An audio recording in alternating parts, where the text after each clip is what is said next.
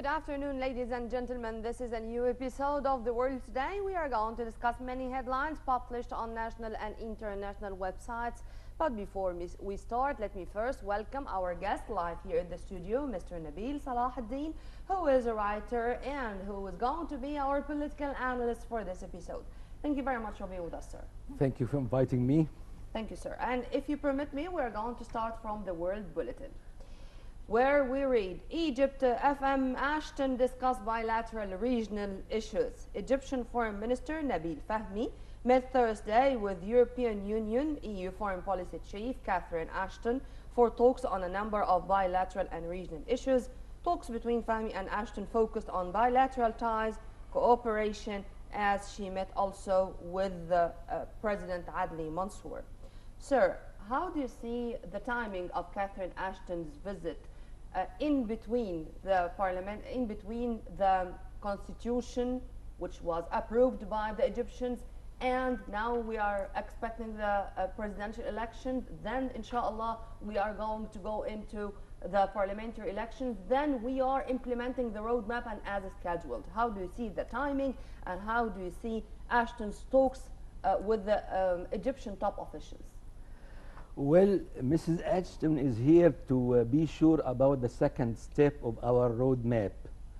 The first step was done quite successfully, and resolution of the referendum of about the constitution was completely successful, and everything was going all right.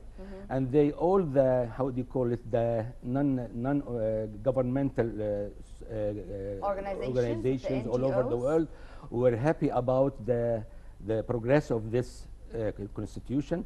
And then they are trying to be sure about the second step of our roadmap, which will be the presidential election, and everything is going promising for the time being, and then will be leading to our parliamentary elections. Yeah. Before leaving Ashton and her visit, many Egyptian citizens here, I don't mean the elite or the experts, thought that she came in specific to talk with President Adli Mansour in person about what was going on in our courts regarding those called activists. And so the foreign ministry said nobody and no external intervention would be permitted, even if it is a high-ranking official like that of Ashton. How do you see this, sir? Well, there is a very important point about this interference from the side of the Ashton on this or the Western in general. The Western in general, yes, because you see our law system is really how do you call it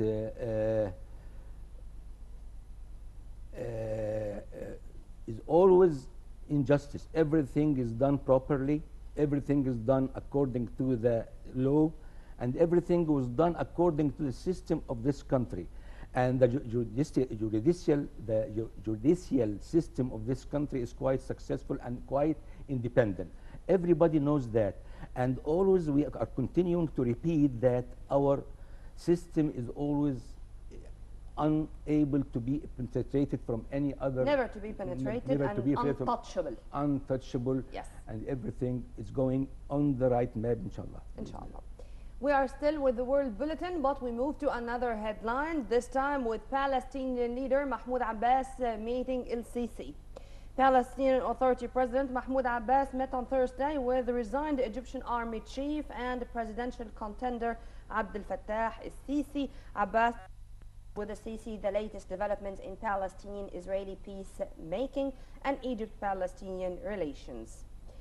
Of course, not only Abbas who met el-Sisi, Catherine Ashton met el-Sisi, and approximately each high-ranking official who was here in an official visit to Egypt would like to meet with Field Marshal Abdel Fattah el-Sisi, our former defense minister. He is the most prominent figure now on the scene, on the political scene. Still? He is the most prominent, for sure, prominent figure on the scene here now, for sure, that's right.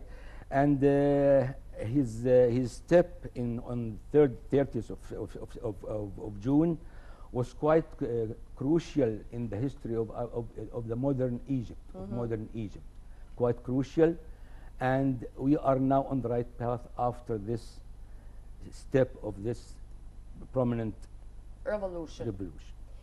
The Gulf today. Middle East peace talks will resume soon. These were the quotes by Nabil al-Arabi. The head of the Arab League said on Thursday he is confident that Israel and the Palestinians soon will resolve a crisis over the release of long-held Palestinian prisoners and extend their U.S. brokered peace talks beyond an April deadline. This April deadline, the 29th of April, with the looming fears that it's not going to work as well. But yet, how do you see Nabil al-Arabi's statements? I mean, the Arab League, unfortunately, was not doing a good job in the Palestinian-Israeli conflict since such long ago.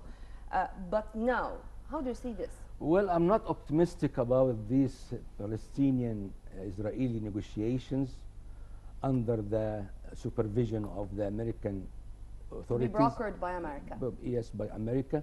I'm not quite enthusiastic about this because, you see, Israel is quite persistent into doing so many things to collapse, to how do you call it, to undermine these negotiations. First, by the settlements, and secondly, by refusing to release these prisoners after several promises and several peace agreement, about this. So I'm not quite optimistic about this, and I'm not with Mr. Nabil Fahmy about his Nabil Arabi about his optimism regarding the success of these negotiations. Even with so many efforts and how do you call it, the fierce efforts done by America to revive this negotiations, but I don't. Sir, do you find the efforts exerted by America serious efforts and sincere efforts?